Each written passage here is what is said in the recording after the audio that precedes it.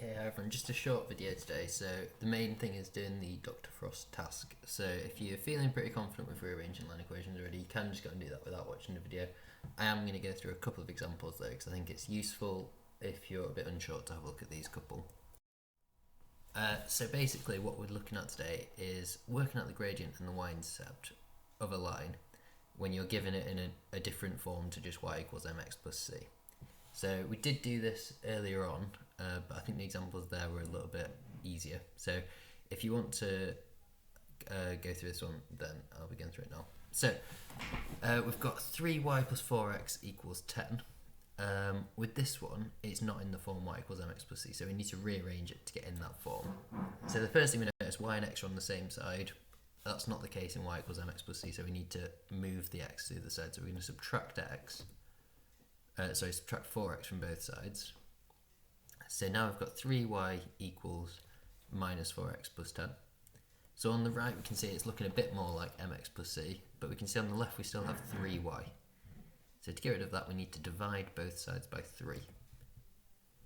So now I've got y equals, and I've got minus 4 over 3x plus 10 over 3. So both those terms are divided by 3. So now, from this, it's in the form y equals mx plus c, so we can just read off the gradient and the y-intercept. So the gradient, that's the number in front of the x when it's in the form y equals mx plus c. So in this case, the gradient is minus 4 over 3.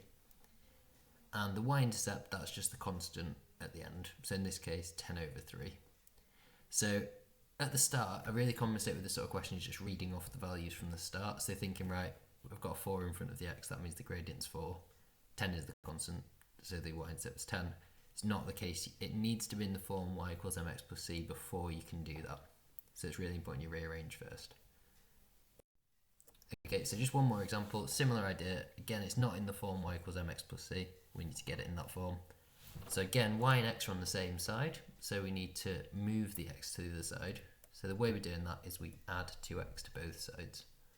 So now I've got 5y equals 2x plus 8.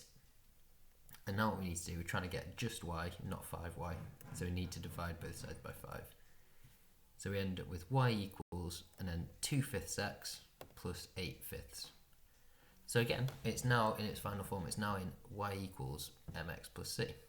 So we can just read off the gradient, the number in front of the x, so that's 2/5. And we can also read off the y-intercept, which is just the constant at the end, 8/5. So this is really just a case of rearranging. So you're basically rearranging a formula to get y to be the subject. When you've got that, it'll then come out as the form y equals mx plus c if it's a straight line. So I want you to go now, have a go at the Dr. Frost task. It's a mix of everything we've done in the past few lessons on straight lines. So it'll start off a little bit easier and it'll get progressively harder. I think there's 2 questions at the end on perpendicular, which we don't need to know, it's an extension topic, but it's definitely good practice. So if you don't get the last couple, don't worry too much. But if you race through the rest of it, do have a go at them. Okay, so good luck with that. Email me if you have any questions with it.